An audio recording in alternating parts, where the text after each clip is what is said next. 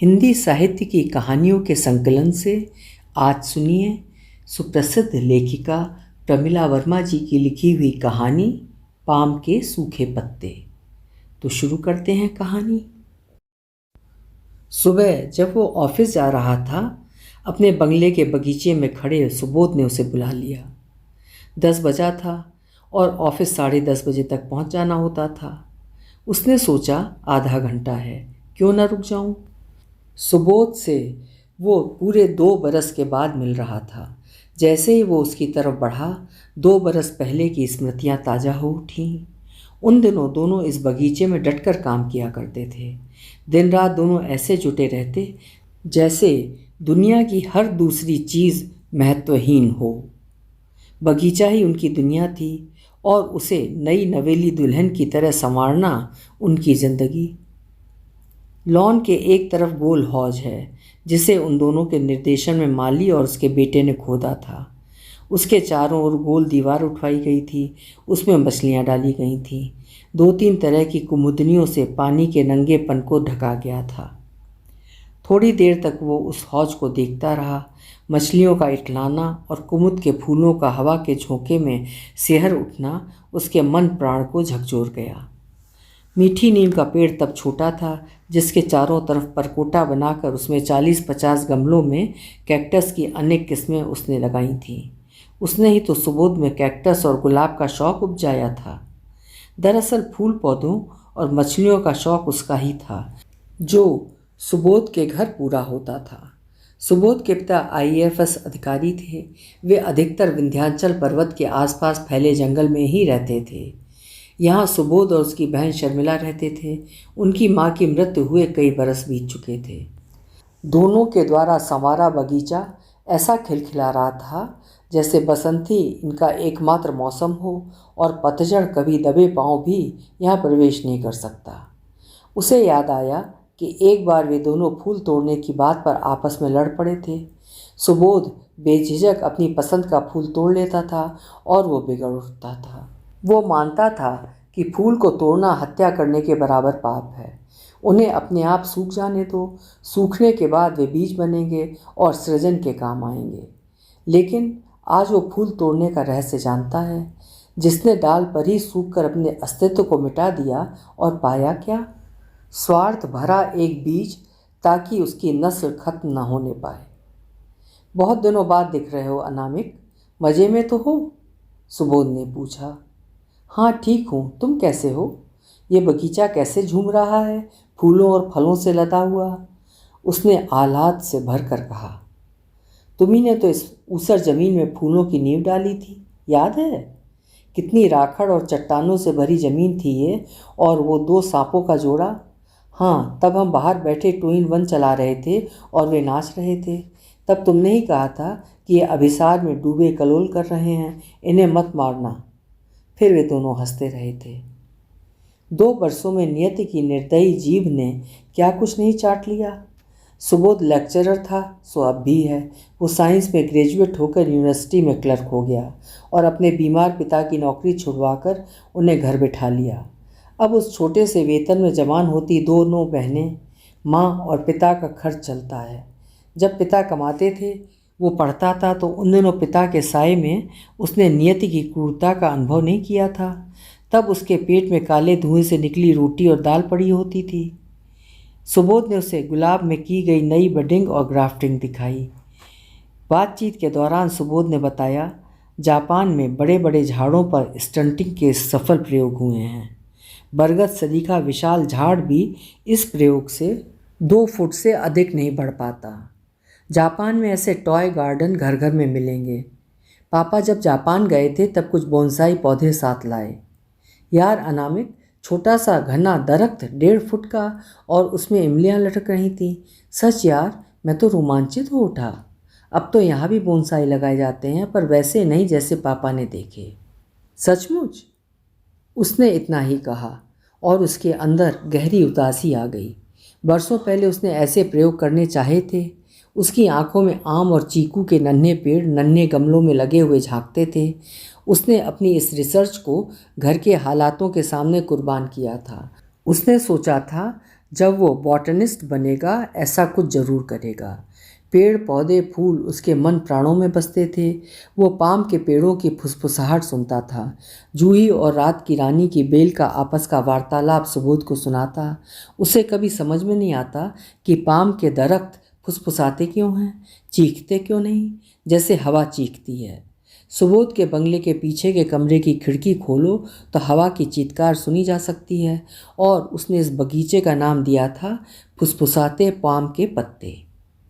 जानते हो अनामिक, शर्मिला का विवाह हो गया। क्या? वह ऐसे चीख पड़ा कि हवा थम गई। पाम ने भौचक होकर उसकी तरफ देखा और आम की बौर हिली और झड़ गई। वो सचेत हुआ, थोड़ा शर्मिंदा भी।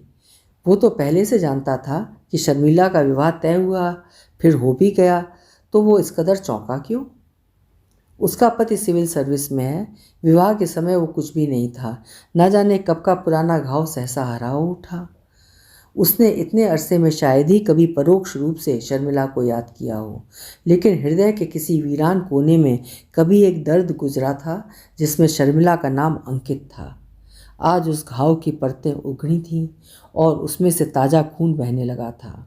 वो उसकी पीड़ा से करहा उठा। तुम न जाने कहाँ थे अनामिक।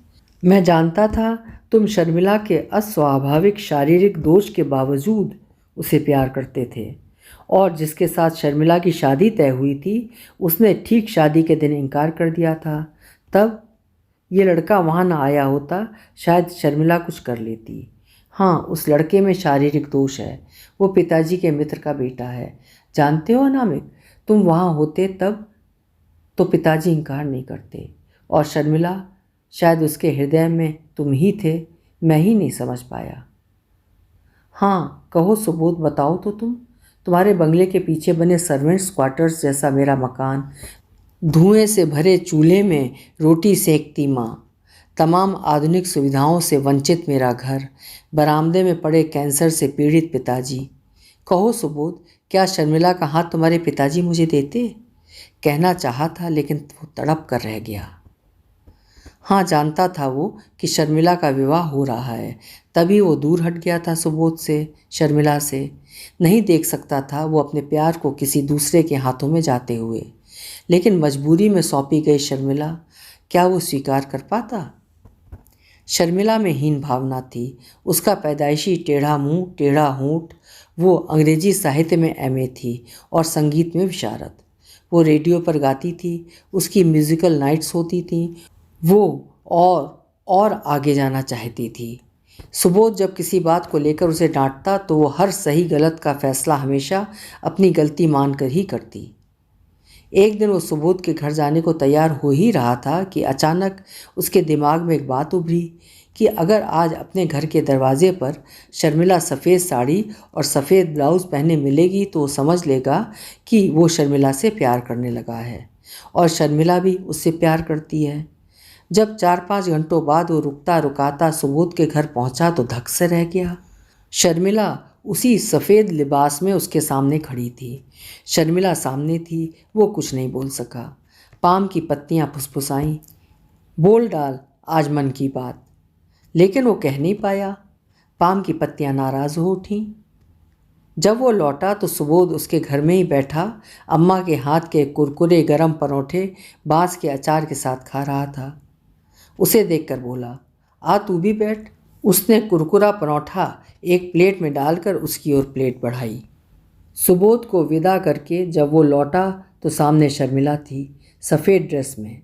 वो उसके लंबे खुले बालों में सफ़ेद जूही के फूल सितारों की तरह सजा रहा था।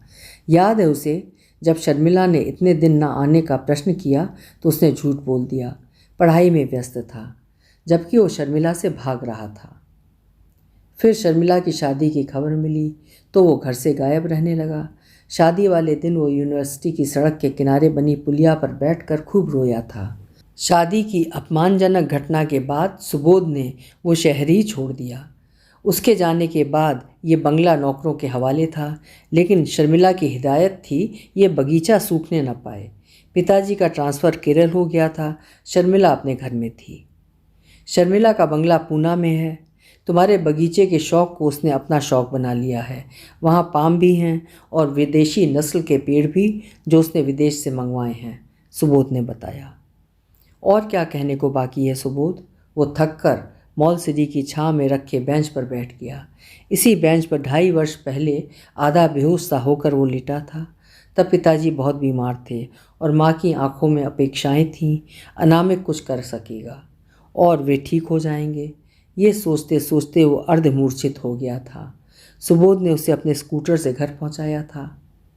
कितना कुछ पीछे छोड़ आया है वो। जिस लक्ष्य को उसने पाना चाहा था उसे पाकर वो अभिभूत हो उठा था। अब मैं तुम्हारे लायक हूँ शर्मिला, लेकिन तुम तो कितनी दूर चली गई हो। दोनों बहनों की शादी माँ के सामने ही हो चुकी थी। उसी दौरान सुबोध मिला था। सामने थी शर्मिला के बर्बादी की दास्तान। सुबोध ने बताया, शुरू में 2 वर्ष तो शर्मिला के अच्छे गुजरे। फिर शर्मिला का लंगड़ा पति जैसे ही बड़े पद पर आया, अपने आप को न जाने क्या समझने लगा। उसके विवाहेतर संबंध बने। अनामिक, शर्मिला तुम्हें शिद्दत से याद करती है। एक बार हो आओ ना उसके पास। उसने बेपनाह दर्द से सुबोध की ओर देखा। दोनों की ही आंखें आंसुओं से झलमला रही थीं। शर्मिला कुछ नहीं कहती, उसे किसी से शिकायत नहीं है। बस वो भाग भाग कर बगीचे में एक एक फूल, पत्ती, पेड़ पौधों से बात करती है, एकदम तुम्हारी तरह। कहती है, सुबोध देखो पाम की पत्तियां फुसफुसाती हैं, बरगद पर बैठी चिड़िया कितना गाती हैं। लेकिन मैं तो अब गा भी नहीं पाती सुबोध।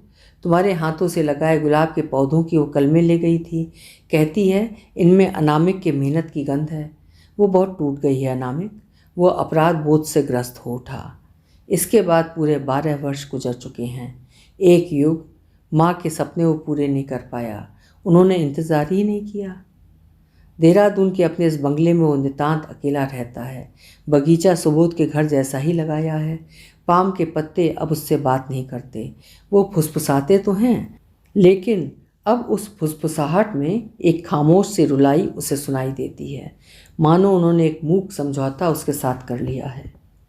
वो मॉल सिटी के युवा पेड़ के नीचे खड़ा है। हवा में बांस के अचार की महक है। चारों तरफ बाउंड्री वॉल की जगह बांस खड़े हैं। कई बांस हवा में लहराते हुए सीटी बजाते हैं। यादें पीछा नहीं छोड़ती। वो शर्मिला के बालों में जूही के फूल टाँक रहा है। हवा तेज़ चल रही है, उसमें हल्की ठंडक है। मॉल सिटी के फूल धीरे धीरे टपकते हैं और वो सूनी आँखों से उस खाली गमले को देख रहा है जिसमें कोई पौधा नहीं है, सिर्फ मॉल सिटी के पत्ते और मुरझाए फूल पड़े हैं। पैंट की पॉकेट में पाम के सूखे पत्ते हैं जिन्हें वो हाथों से महसूस कर रहा है। अभी आप सुन रहे थे प्रमिला वर्मा जी की लिखी हुई कहानी पाम के सूखे पत्ते। आपको कहानी कैसी लगी?